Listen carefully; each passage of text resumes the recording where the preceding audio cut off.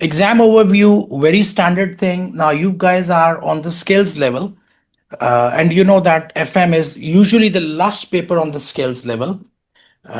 Some people might take it little early, but of course it is not be the first one. So you already know a little bit about ACC exams. 3 hours exam.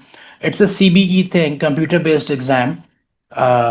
One advice which I would like to give here, when you talk about CBE exams, you have two options. You can go for a center based exam or you can go for a remote exam.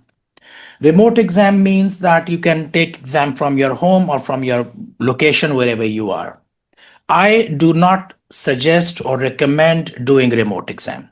It has a lot of complications. A lot of students, they face challenges with regard to the network, with regard to the system, and especially with regard to the proctor, the invigilation. So my strong recommendation is that go for the center-based exam. And for center-based exam, usually, for example, if you have exam in December, most probably the last date for booking is like last week of October, something like 27, 28th of October. But if you will wait until 28th of October, you might not find a place. So ideally, you should be booking your exam mid of October, like after 15th of October, anytime after 15th of October, you should be booking your exam. Do not wait, until the last date, then you will not find the place.